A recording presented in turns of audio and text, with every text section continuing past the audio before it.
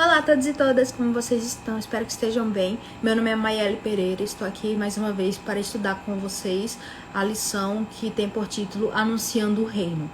Nós vamos hoje estudar o tópico da quinta-feira, que tem por título Jesus novamente profetiza a própria morte. Mais uma vez, vimos etapas de como Jesus ele anunciava o seu reino, não um reino terrestre, o que muitas pessoas naquela época acreditavam, mas o reino celeste, que estava ali caracterizado na primeira vinda de Jesus, que veio mais uma vez para realmente redimir a vida daqueles, né, que ele veio para salvar. Então, partindo desse pressuposto, vamos ler a pergunta A. Relate a parábola que Jesus falou ao povo na ocasião. Então, retomando um pouco sobre o que de fato, né, ele tinha presenciado naquele contexto, nós vemos que Jesus ele fala da parábola da vinha. E na ocasião, ela se encontra, né, em Marcos capítulo 12, versículos 1 a 11. E ela fala de um homem que ele plantou uma vinha e cercou-a de valado e fundou nela um lagar. E edificou uma torre, arrendou-a a alguns lavradores e partiu para fora da terra. Então, ele fez isso, né? Passou o tempo, mandou que um servo fosse aos lavradores para que pudesse saber como é que estava a plantação, se estava tudo bem. Mas é falado, quando nós lemos os versículos, que aqueles lavradores que foram postos ali pelo dono da vinha, eles se apoderaram daquele homem e o feriram e o mandaram embora de mãos vazias. E essa situação, ela continuou a acontecer. O Senhor, ele mandou outro servo. E mais uma vez ele é falado que os lavradores eles não agiram de uma forma positiva, pelo contrário, é falado que eles apedrejaram aquele servo e feriram na cabeça e o mandaram embora. Mandaram um terceiro e a esse mataram. Então nós vemos que é uma sucessão, uma cadeia ascendente. Isso até acontece na vida real, às vezes pessoas cometem crimes pequenos e isso acaba motivando elas a praticar crimes maiores. E foi exatamente isso que aconteceu nesse caso. O primeiro servo, ele apanhou um pouquinho, foi embora. O segundo, ele levou uma pedrada na cabeça, mas ele ficou vivo. O terceiro, ele foi de fato morto. E mandaram outras pessoas também, essas pessoas acabaram sendo mortas por esses lavradores. E o senhor da vinha, ele viu essa situação e pensou: então eu vejo que os meus servos foram mortos e tudo, porém eu tenho meu filho, eu vou mandar o meu filho, porque é mais provável que eles vão respeitar o meu filho, certo? Infelizmente não foi isso que aconteceu.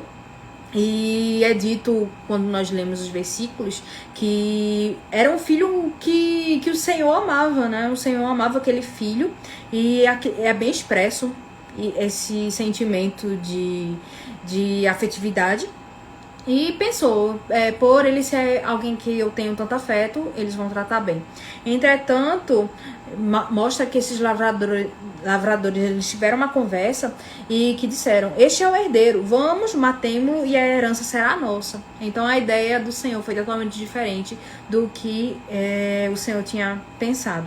E fala que agarrando-o mataram e o lançaram fora da vinha. Que fará, pois, o Senhor da vinha? Virá e destruirá os lavradores e dará vinha a outros. Ainda não lestes essa escritura. A pedra que os edificadores rejeitaram, esta foi posta por cabeça de esquina. Isso foi feito pelo Senhor e é coisa maravilhosa aos nossos olhos. Então nós vemos que há uma junção dessa parábola também com a comparação da pedra angular. Então mostra Jesus como o filho que foi, né, aquela vinha e foi morto. E ao mesmo tempo mostra que Jesus era a pedra angular, que era a pedra que tinha sido rejeitada por todos, mas era a pedra de fundação daquele local. E da mesma forma foi usado de fato como exemplo naquela ocasião. E na pergunta B, pergunta o seguinte: como os líderes de Israel reagiram a essa parábola e por quê? Nós vemos em outras ocasiões que Jesus ele sempre se comunicou através de parábolas, e era uma forma até de ocultar um pouco do que ele realmente queria dizer.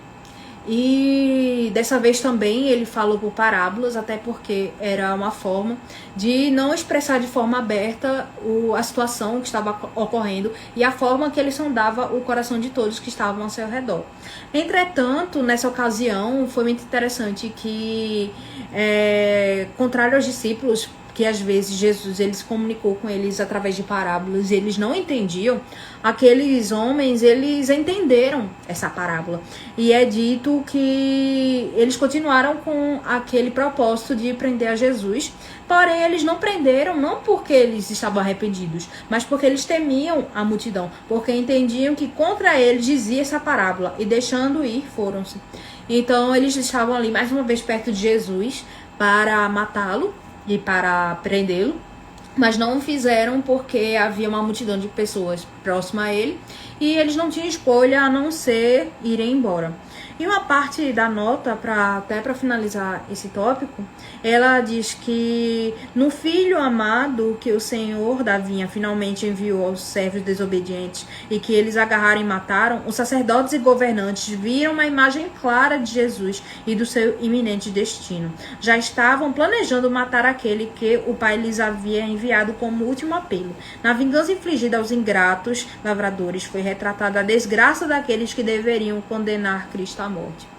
Então, às vezes, até as pessoas perguntam ou falam que Deus é injusto porque ele traz a morte para os indivíduos e, enfim, nós vemos muito esse discurso, mas há muitos casos, como no caso dessas pessoas que colaboraram para a morte de Jesus, elas tiveram toda a oportunidade de se arrependerem, de se converterem. É falado pelo menos umas 3 vezes que eles estiveram ali, perto de Jesus, fora todas as outras ocasiões que estão espalhadas pelo Novo Testamento. Entretanto, o que nós vemos é que eles não se arrependeram e que apenas encontraram motivos para matar Jesus. Isso mostra que, de fato, a natureza de Deus é bom, Deus é amor. Mas o problema é muito do ser humano. Será que eu sou amor? Será que eu tenho amor dentro de mim? Será que cada um de nós nutre amor pelo seu semelhante, amor verdadeiro a Deus? É algo muito para se pensar.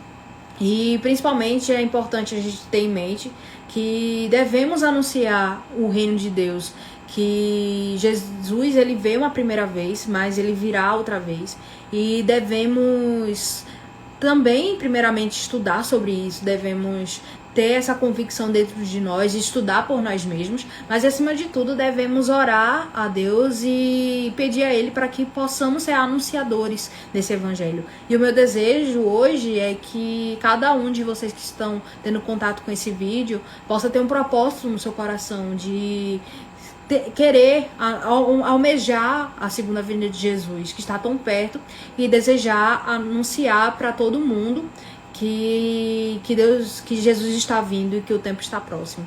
Então, meu desejo, minha oração é que vocês possam ter esse pensamento e possam estar firmes até a volta de Jesus.